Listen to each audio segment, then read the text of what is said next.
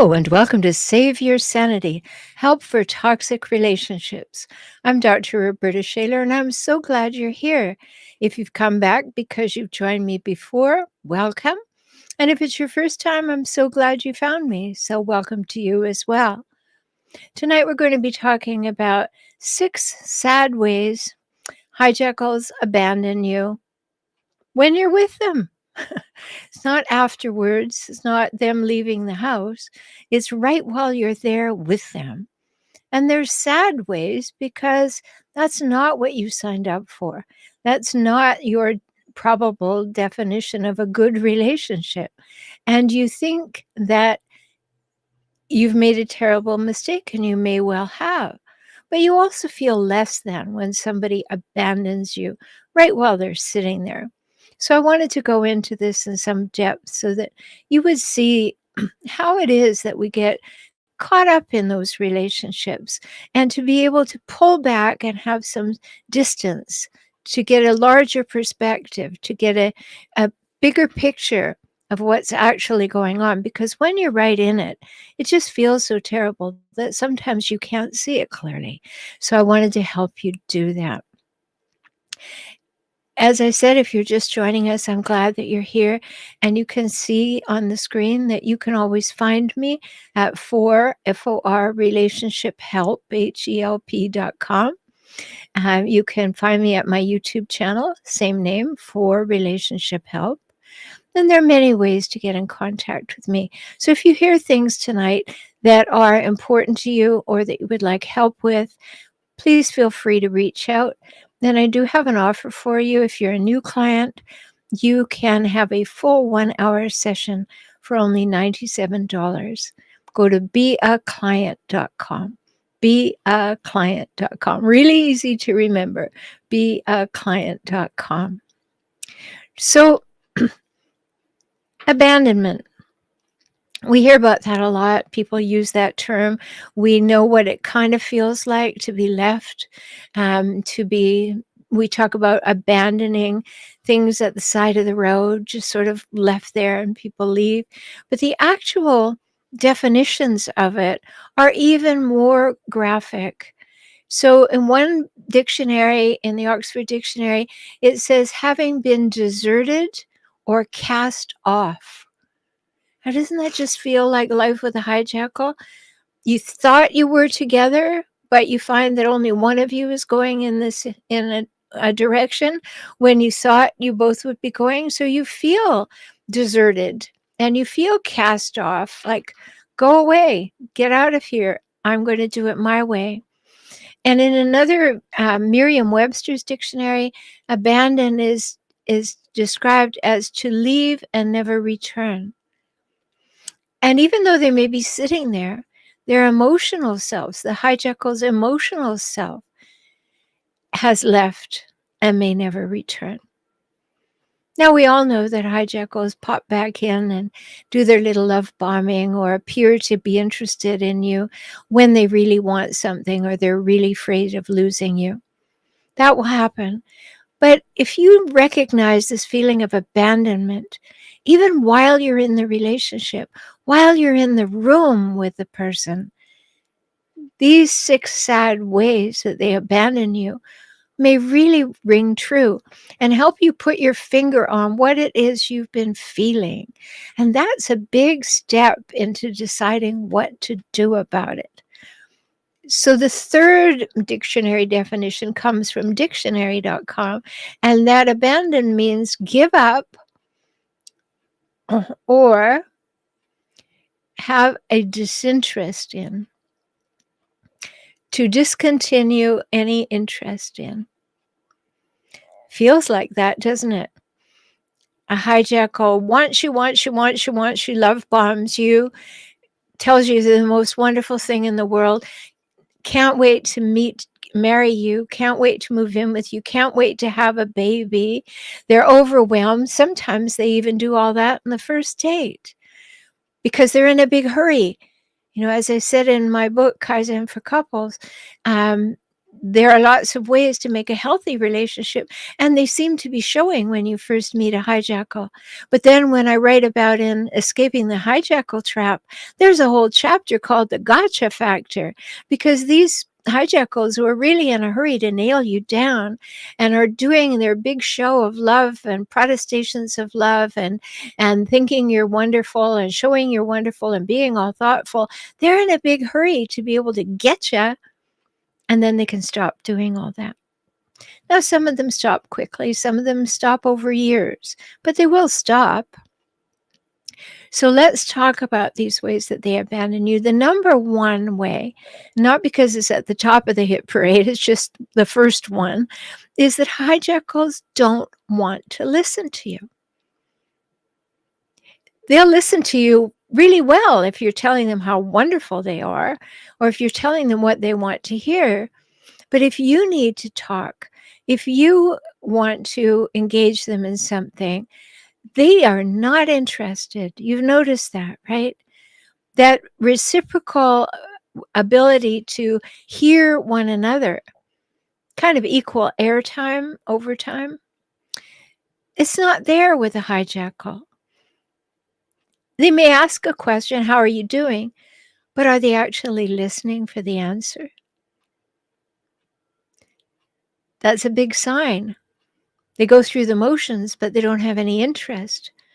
And if they have discontinued their interest in you, you've been abandoned. You feel that way.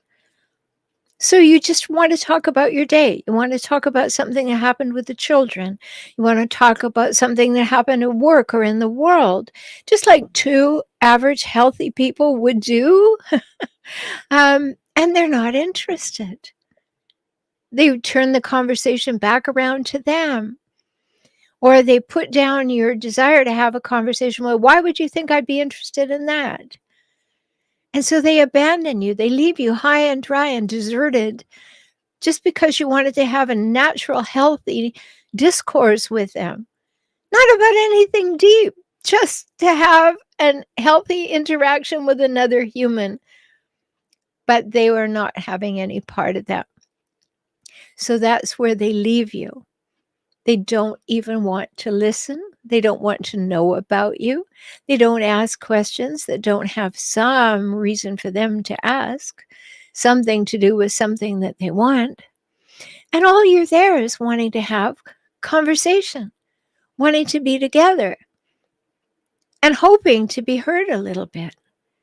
But no, the hijackal is not going to do that. Why? It's not about them. If it's not about them, it's not interesting. And they'll tell you things like, you're harping, you're nagging, you're always negative. You've always got something that you want to talk about that, there's a problem somewhere in the world. I don't want to hear about it. So they will abandon you. They'll cast you off. They'll desert you. They'll leave emotionally. They'll be emotionally unavailable or absent. Have you had that feeling? Even if it was your mother, did your mother want to hear about your day?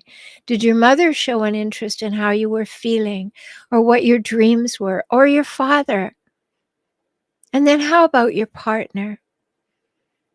And what happens if a hijackal parent has a relationship with a healthier human? The offspring may in fact turn into a bit of a hijackal, and they won't be interested in you either. So that's a big one. That feeling of being abandoned is real. Sure, there are a few people in the world who will choose any dramatic emotion at any time, but for most people, that feeling of abandonment hurts so much because it's real. And healthier humans tend to take it on and say, what am I doing wrong? What could I change? And that's a healthy thing to do. However, the hijackal is counting on you to think it's your fault. Meanwhile, they're abandoning you. So that's a big issue. The second sad way that they abandon you is when you express that you need them. It's as if you need them is a sign to say, oh, you need me? I'm not going to be available. They don't want to be needed because that asks too much of them. In a matter of fact, they want to be needed because they like to be able to not meet your needs. But you feel abandoned because you go to a hijackal and say, I really need some company right now. I'm going through a rough time. Not my problem, says the hijackal. Not my problem. What would make you think I want to listen to that? And there you are. You're bearing your soul. You're vulnerable. You're sad. You're upset. You're devastated, even worse. And you just want that other human who has pretended to love you to listen to you, to actually hear beyond listening that you need them. You need them to help you feel better. You need their support. You need their input. You need their time. You need their attention. Well, hijackals are allaboutme.com. So you have a need? How dare you? It's about me, says the hijackal.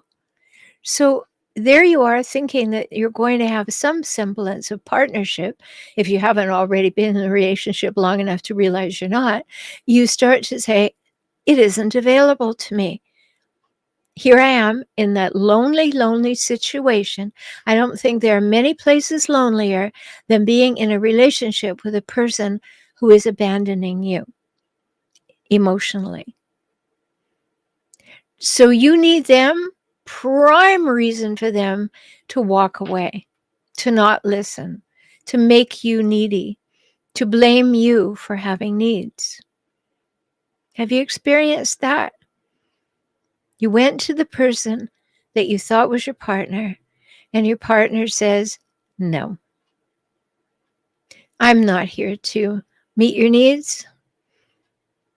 I've had examples, too many examples, where one partner who would be my client told me stories of, going into labor. Hijackal wouldn't take them to the hospital. I have a story of one woman who got a really bad reaction to COVID, and her husband wouldn't take her to the hospital because sick people go there. She had to drive herself to the hospital. The hijackal was needed, not excessively, but in a normal way. And the hijackal said, no, you have a need? Let me exert some power and not meet that need for you at all. Watch me. So you're abandoned while in the relationship. The third sad way they do things is when they abandon you when they don't think you make them look good. Now, they can abandon their children in this regard. Many times we have a hijackal who doesn't want anything to do with a special needs child or a child who has a medical condition. Now, this goes both ways. Some of them go way overboard by being at the hospital all the time, going to every visit, being the primary person the doctor talks to, and then starting a foundation for children with that ailment. So they can get attention for that. But the majority of hijackals go the other way. My child would not have that difficulty. No, it must be your side of the family. My child would never have that difficulty. And because it reflects poorly on them, they abandon the child and you emotionally, if not physically, because they see it as a poor reflection on themselves. Or maybe you have an accident and you end up needing crutches or whatever. All the jokes will be at your expense because you don't make them look good anymore. It can be subtle. It can be overt. You can get very ill and they're too busy. They're too busy to help. They're too busy to come visit. They're too busy to take care of you. They shouldn't have to. It's not what they signed up for. all of those things, they will abandon you, especially when you need them, as I said in number 2. Happens over and over and over. I have clients all around the world, not every single country, but many, many countries, and have had over the last years. The stories are the same. The behaviors are the same. And if you ever want my help to be by being my client, I told you earlier, you can go to beaclient.com. Beaclient.com, and we'll talk about what's going on in your world. Or if you'd like to support this podcast, you can go to patreon.com/saveyoursanity. Patreon.com/saveyoursanity. And if you're not familiar with Patreon, it's a simple way to make a one-time donation or a small monthly donation. And it really helps defray the cost and keep us on the air, reaching more and more people with this information. So there are things for you and there are things for other people, and you can help that happen. So the hijackal has to look good, and if they don't think you're making them look good, they will avoid and they may abandon you. If you put on weight after having a child, if you're a woman with a hijackal partner, they might have been proud as punch to pat your stomach and say, "Look what I did. I'm so potent. Look what I did." But then afterwards, they'll carry the baby and they will take all the attention, maybe because that's who they are, but also maybe because, well, you have some weight to lose. Hijackals are great body shamers. They are really low in the ways that they will take shots at you. And it shows up here. You lose your job. How dare you? That doesn't make me look good. And then we have the hijackals who go in reverse. They don't have a job, but they belittle you for not making enough money. They abandon their role and they abandon you, and then they blame you for it. Now, that's a very convoluted road. And it is inaccurate. It's unfair. Definitely sad. Definitely nasty. But if you find yourself slipping into a role where there's a hijackal who isn't working, who's telling you that you don't earn enough money, really have a big think about that, okay? Because that's really warped. That's really screwed up, put it mildly. And you don't want to be any part of that any longer, because that's total abandonment. Now let's look at number 4. It's big. A hijackal will abandon you when you want the 3 must-haves of a healthy adult relationship that I talked about in episode 115. If you want equality, oh no. If you expect and want reciprocity, are you kidding? It's all about me.com. There's no equality. There is no reciprocity. I want you to do everything for me, and I'll do as little as possible for you. And then mutuality.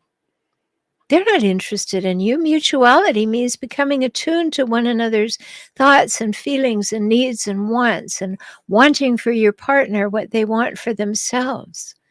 And you won't find that in a hijackal partner. You won't find that in a hijackal parent. As I've said many times, hijackal parents engage in upside-down parenting. Healthier parents understand that a parent is there to meet the needs of the child. A hijackal parent honestly believes the child is there to meet their needs. So if that happens, you are going to have a very difficult time creating equality, reciprocity, and mutuality. That's the absolute bedrock, the primary, basic things that have to be present to have a healthy adult relationship with anybody. And if you're in a partnership role, a romantic, supposedly romantic role, and you are not getting equality, reciprocity, and mutuality, please step back and have a look and go, whoa, that's right where it went off the rails. Right there, the most fundamental things are not there and are not willing to be put there either. The hijackal does not want equality.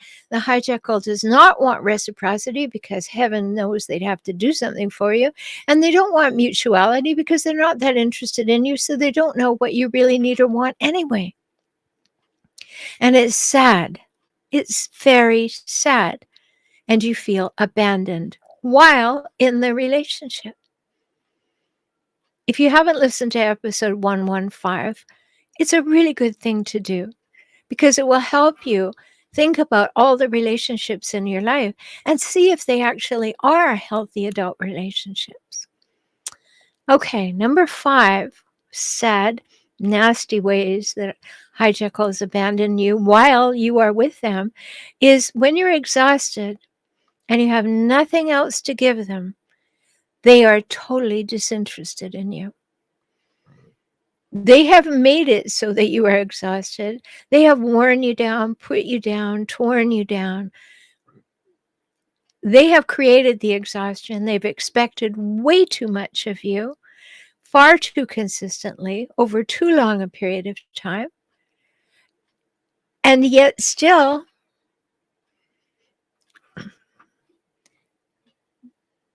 this is all happening.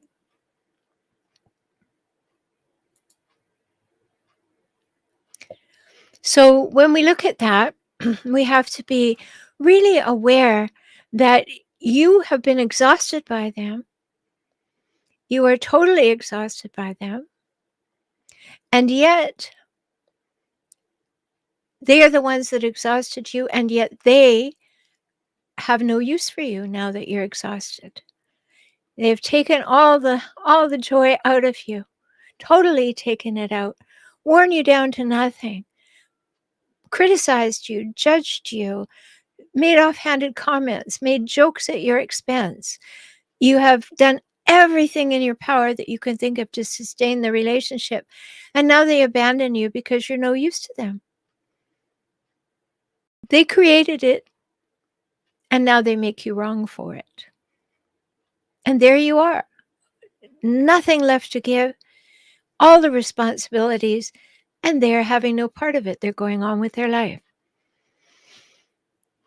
Unfortunately, far too common. Far, far, far too common. So if you're recognizing that, stop trying to have something to give them. They have taken everything there is. Don't think that it's your job to somehow create the energy to do more for them, because they'll just take that too. And healthier humans, they always want to have hope. They always want to believe that a person can change. They always want to give people the benefit of the doubt. That's how you got so exhausted. At least that's part of how you got so exhausted. So take that in. Realize that by your overgiving and their overtaking, you were worn down. And now that you're exhausted with nothing left to give, all they have is scorn and criticism of you. So they've emotionally abandoned you again. And that's really sad stuff. Truly sad stuff. So let's look at number 6. Another way that hijackals abandon you is when you don't fall for their patterns anymore. When you actually, maybe you've been listening to this podcast for a while and you see clearly what they're doing, because I'm always inviting you to observe their patterns. And you start to see it and you don't fall for it anymore, or you don't take it seriously, or you don't engage with it anymore. Then they'll abandon you. They don't want any part of that. They're not going to take responsibility. They're not going to stand there and allow you to realize that they are less than perfect, because in their eyes, they're so petrified that they have to think that they're perfect. And don't get all compassionate right there that they have to think they're perfect. That's their task. That's their walk to walk in this life. You can't walk it for them. You didn't break them. You can't fix them. Please take that to heart. All the love you pour in, all the stability you try to create, all the reassurance that you try to give them, has anything changed for the positive? No. You've just become more and more tired, more and more empty. And in this last way, when you don't fall for their patterns anymore, they hate being seen in that light. They don't like to be exposed. They don't like to feel that you're onto them because they're not particularly onto themselves. And they are not self-reflective, so they do not like to hear that music from you. So think of the things you could understand that they're game players. You start to realize that the conversation always goes around a particular way to make things better for them, worse for you.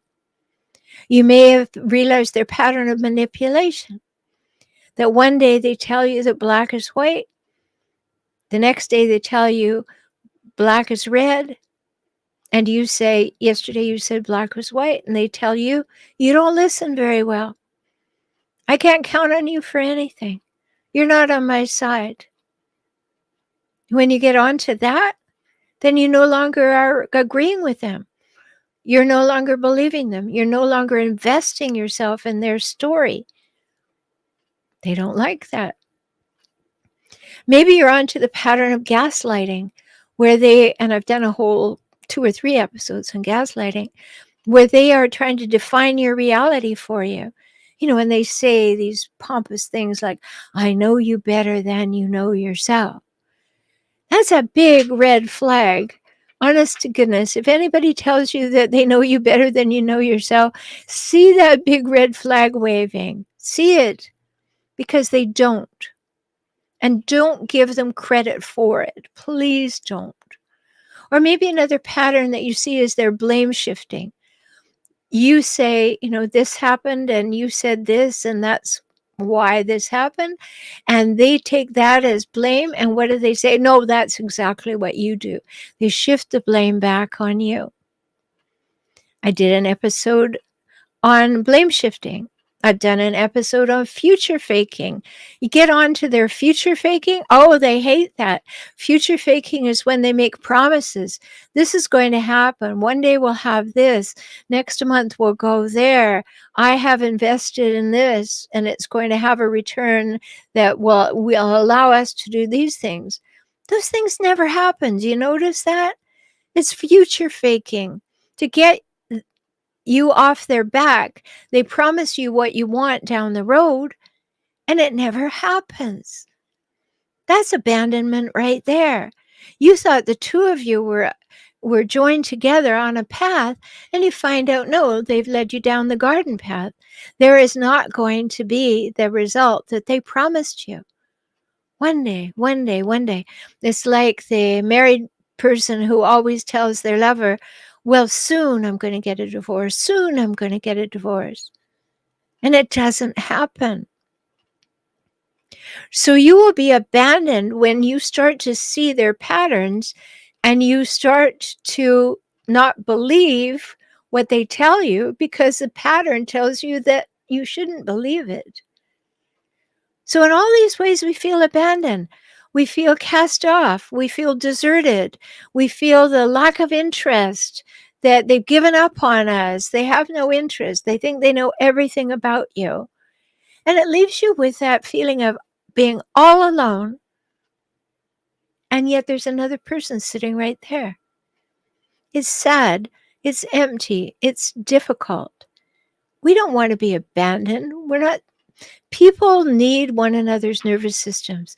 We need a person. We need our person, and I say need because we do have a need. It's very biologically oriented. If you didn't live with somebody else, you could get killed by a wild animal, right? We have this very biological imperative from a long time ago that to be with other humans. We should be able to trust those humans, to have our best interest at heart as we have theirs. But it's never so with a hijackal. Never, ever so. So I hope that these items have made you recognize that feeling of abandonment, where it comes from, and how it shows up in your relationship. Not to mention the fact that they're always threatening to really abandon you, to walk out, leave you with nothing. That's real too. But this very sad feeling of being abandoned while in a relationship is really difficult. And know that you don't have to endure being deserted or cast off. You do not have to endure it. I'm here to help you. I'm here to help you understand.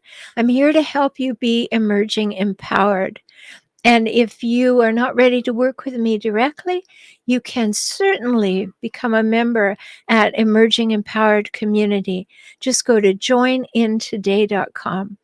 Lots of discussion threads, people supporting people, many member perks, one of which is 2 group Ask Me Anything calls with me every month. Special videos, special books, all kinds of things go to my members every month. So come on over to joinintoday.com and have a look. See if it's good for you. And until we speak again, I won't abandon you. Come on along, but don't abandon yourself. Remember that you're precious and you matter. And take very good care of yourself until we speak again. Talk soon.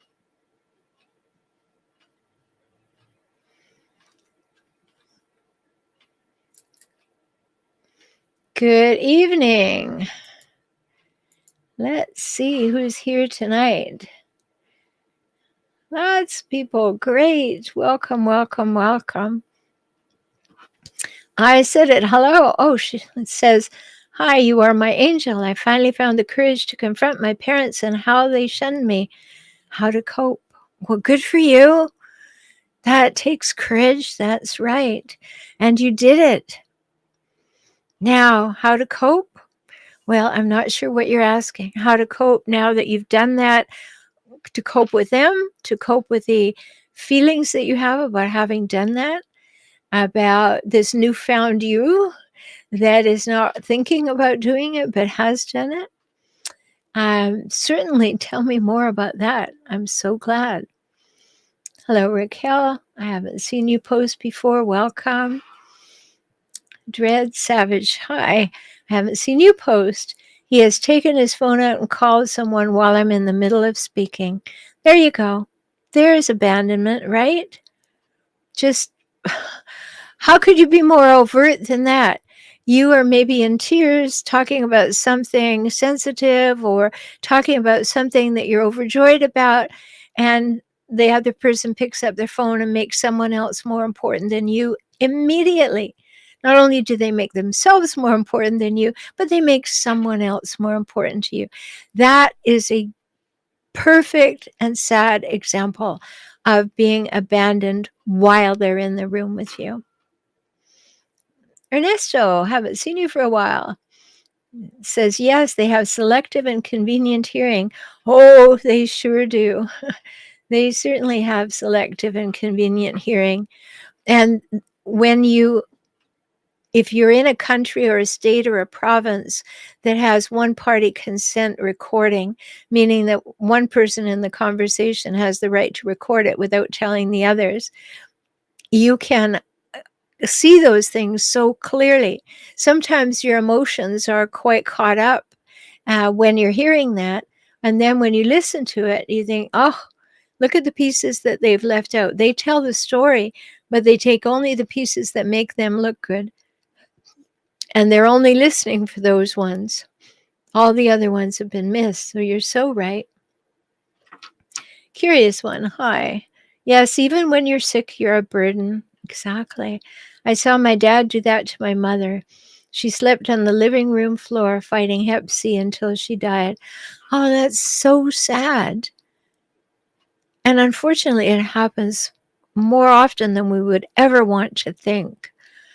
So, yes, a hijackal will abandon you when you're sick because unless they can play the hero and look good, you are an inconvenience. They do not want to be associated with you because you're defective. You have a deficit. You are not who they chose. And they're very arrogant about it. And it is demonstrated by that total disregard for your pain or your hurt or your discomfort. I had a client who called me and said, I am passing a kidney stone, and my husband told me that I should know that it will eventually pass, and he's not taking me to the hospital, and we live 40 miles from the hospital. It took 3 days to pass. She was in excruciating pain. But he simply wouldn't do it because other people had managed to do it at home. So why should he be bothered to take her? So it's similar to what you're saying, Curious One. It's awful. Hi, Sky. The abandonment accumulates and builds. Disappointment becomes sadness that turns into depression. That's right. You just get so worn and torn down. You're exhausted and sad, unhappy, and then depressed. And at the same time, in that depression, you may also have anxiety because they're coming at you again, you know? So you're depressed, but you're also anxious. And that's just another layer of dysfunction. And Curious One said, and that depression manifests in very real poor health. Yes, it does. We have to take very good care of our bodies because our bodies came first. I mean, before our ideas, our bodies were there responding to everything. Our nervous system was tuned to the world. And that's what happens, if you have a hijackal parent who didn't want you and they give birth to you. And sometimes you're a very anxious baby or a colicky baby or a baby who doesn't want to be picked up because you've already felt that it is not a safe place. And then later in life, you're with a hijackal and you start to have ailments. You start to have digestive ailments or inflammatory tendencies to inflammatory diseases. Maybe you'll get fibromyalgia or ankylosing spondylitis or some digestive difficulty. So many things can happen. And the longer you're with a hijackal and nothing changes, the more risk you're at. So it's really important to realize that connection to the body is happening every minute. So take very good care of yourself. The body finally says no. It's not going to take any more stress. And so it manifests in your body. So it's a good point. Dread Savage says they have bigger, more important needs, of course, because they are much more important humans. And don't you think it's the saddest ever when they refuse to work and they complain about you not keeping them in the style to which they want to become accustomed, and they think that their need for you to go out and get them beer is more important than the fact that you're lying on the floor in pain? I mean, it's just the ultimate arrogance, isn't it? And when you see it, don't think there's something wrong with you. I mean, yes, you're in pain, but don't think there's something wrong with you, that if you were a better human, they would be nice to you. They won't. They simply won't. It's power over you that they want. They're not all of a sudden going to become nice unless they really want something. Dragon Claws, haven't seen you post before. The words whiner and needy were used. I don't ask anymore. Exactly, because they want to push you away. That's abandonment. If I can get you to go away and stop talking, the hijackal feels they've won. And yet there you are, endeavoring to engage them in what healthier humans do. And that's when you realize they don't fall in that category. They are not healthier humans. They are hijackal humans. That's almost a whole other species. It really is. Because they don't play by any of the same rules. They don't have the same way of processing. They don't think the same way. They don't want the same things. So it's almost like another species. I don't know what you were saying bingo to, Curious One, but good. Stanley, hi. Are you familiar with NSA memory eraser with respect to psychological warfare? Yes, I certainly have read about that. That's a tactic, a very chosen tactic, a strategy. And so there are similarities to what hijackals do. but certainly something for people to look at. So thanks for bringing that up. Hello, Linda. John says, I had to drive myself to the doctor's office, who said he would meet me in the office to cut a cast I had on. There you go. They are not going to be helpful. They don't have compassion. They don't have empathy. When you're with a hijackal, you're with an empathy-free zone. Remember that. If you expect empathy from a hijackal, you'll be sadly disappointed repeatedly. And there's an example of it. John says, mine told me the first place I would lose weight was in the face. I don't know. I would have lost some weight, I think, just getting rid of the baggage that was the hijackal. I know that you did, John, but I know what you went through before you did. Linda says they agree with others, but not with you. Oh, that's very common, because out in the world, they behave differently than they behave at home. You know, I've said so many times, hijackals paint a public picture of perfection, and at home they provide a private place of pain. So they will agree with someone else who says exactly what you've been saying, but they will disagree with you because you have been abandoned. John says, every single party we went to, she disappeared and said she knew everyone and I didn't. So she didn't bother to introduce me. That's truly being abandoned in the physical sense as well as the emotional sense. That's just ugly behavior, John. I'm sorry that happened to you. Dragon Claws, while I sat in his hospital bed, he told me to my face, I won't visit you in this situation. That's when I began trying to understand what the heck is going on. Good. It's a horrible way to get that wake-up call, isn't it? But it caused you to start thinking in a more constructive way, in a healthier way. So that's good. Curious One said, then they complain you aren't happy enough and you're complaining and needy. Oh, that's all what they also use to say, well, I just can't be with somebody who's complaining all the time. You're a downer. I am not going to be with you. They're the ones who you're complaining about, and you are needy because they didn't give you anything. It's so convoluted, so circular. John says, and they abandoned me, and then they're having an affair with someone close to me. Well, they like to do that because it can rub your nose in it, can't they?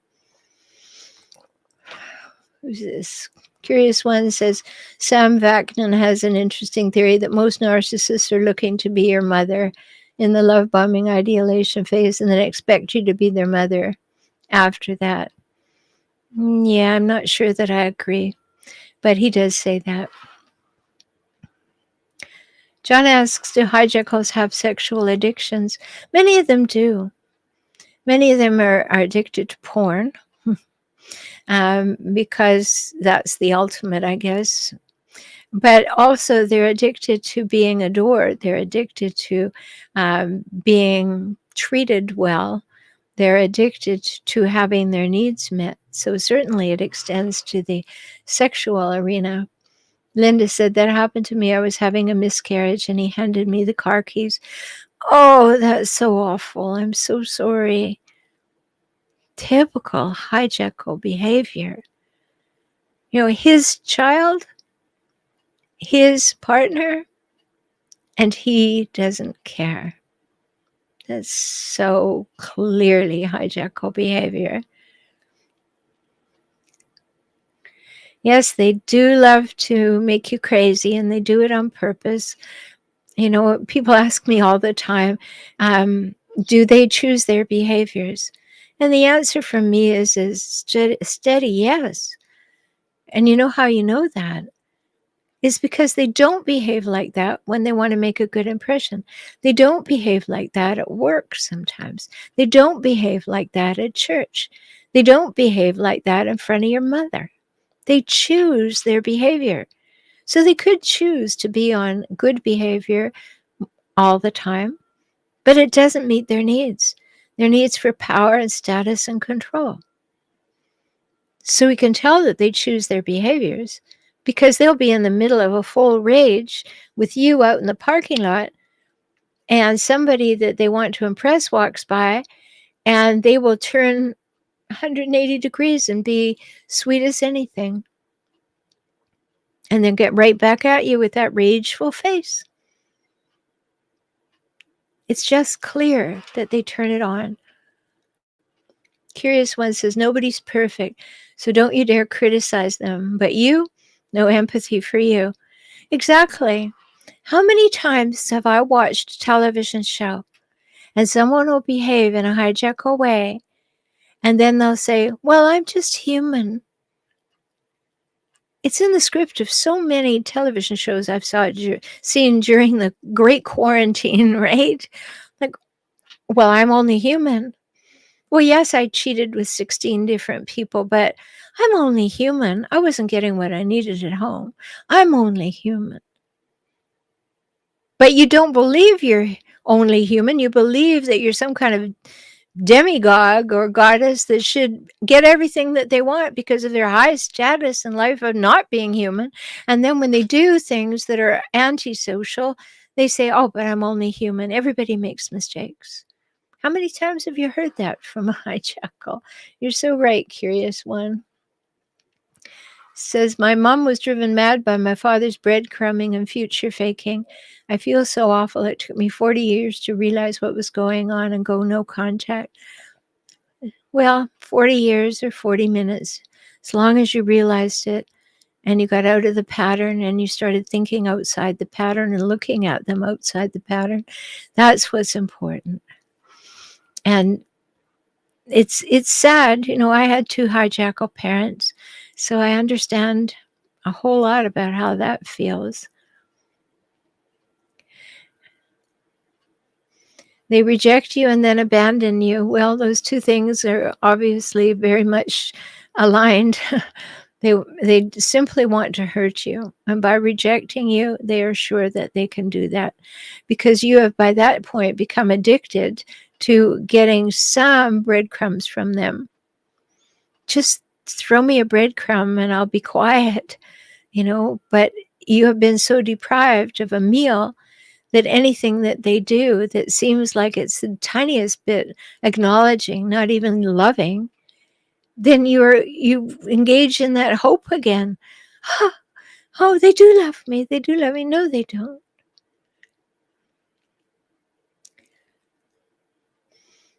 All right. Let's see what else we have. Deborah, hello. Everything you say makes so much sense, and I find myself feeling a little better. Thank you. Well, you're so welcome. Join us all the time, every Monday evening. Invite your friends to come along. That's why I do what I do, is to allow you to feel seen and to recognize that what you are feeling is real and what you're seeing in these people is real. And it's not your skewed opinion of them. They're showing you who they are. Believe them. Don't try to make them into something else, some person that they're never going to be. In your mind, oh, if only I love them. If only I provide them with stable love, they'll be fine. If only they realize I'll never leave them, then they'll relax. No, none of those things are true with a hijackal. They're just not true. So shortcut your process. If you're having those thoughts, disabuse yourself of that notion. They are not going to get better. All right. So, Heather, I can relate to being abandoned while in the room. Ouch. Yes, it's a big ouch for sure. And it is the most dark place to be in because the person is right there, supposedly available to talk to or touch or make eye contact with. And their whole thing is to not do any of that. It is so lonely. Susan, hello. Haven't seen your post before. The energy is fierce. They can be smiling at you and you feel the negative judgment. Yes, and they engage in, I did a whole episode on the Hijackal Smirk. It's sort of that half smile with a gotcha look. And I've mentioned it before that I did an episode with a facial coder, a person who reads facial language. And I asked him about it, and he said that what I call the Hijackal Smirk is the facial code for anger mixed with disdain, and when facial coders read that, they read it as contempt. And really, that's what it is. Hijackals have contempt for you, that you breathe, that you speak, that you have an opinion, that you think you know something. It's just that contempt. I hope I can't do it. I hope I can't do that face. Um, Heather says, future faking. I learned some new technology. I live it every day. Yeah, it's really sad. We can buy into that. Like I said earlier, future faking is, being with a married person. They're always telling you that they're going to leave them to drag you along, to give you the answer you want while never taking the action to get it. And that will happen in so many ways. But if you understand the pattern of it, you can then stop buying into it. And when they start doing it, you don't buy in that it will ever happen. And save yourself some heartache, that's for sure. Yes, that's true. Curious One says, that's terrible for that client. What kind of monster could do that? Well, somebody who believes they have the upper hand, and they are going to demonstrate it whenever they feel like it. When she became my client, they drove 1,000 miles because he had to see me face to face to know whether I was worthy to help her build her business. What an investment, that much control. I said it. My parents shunned me ever since I stood up for myself after 39 years. Please help me cope. They slander me to family and friends. Yes, this slander is called triangulation, smear campaign, both of those things. So they want to make themselves look good and keep their flying monkeys around. Flying monkeys are people who are loyal to the hijackals. So they spread disinformation. They will lie about you. They will do everything. What I've found effective in that case is if somebody says that they've heard this about you, don't bother to refute it. Just simply say, that's not the way I remember it, or that's not what happened from my point of view. If you'd like to know from my point of view, you feel free to ask. They won't, but you have not tried to argue with them. You have not tried to defend yourself, and it won't work because flying monkeys are loyal to the hijackal. And it all gets just nasty from there. So it's very disappointing, I know, parents shunning you again for not meeting their needs, upside down parenting. And then you stand up for yourself, which healthy parents would say, that's good. Hijackal parents can't stand it. And so coping is to transfer your affections, transfer your expectations to healthier humans. Become a healthier human yourself. Get some help. I'm always here to help you. Go to beaclient.com. Get some other help to sort out what happened in this hijackal family. What did I take? What did I adopt, adapt, inherit in the way that I look at the world, or the way that I behave, or the way I feel? And get some help to make a shift, to take back your own life, to reclaim your power and rebuild your life with your own values.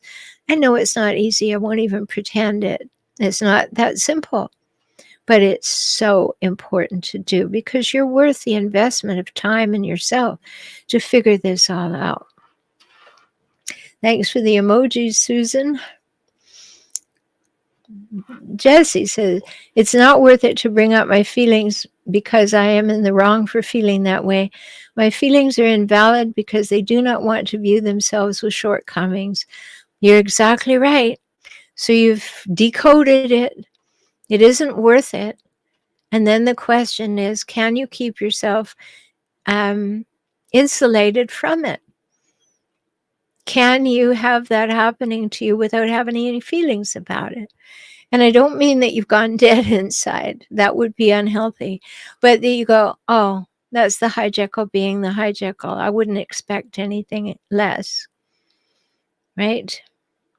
And that's important. They will invalidate your feelings because they're not convenient to the hijackal.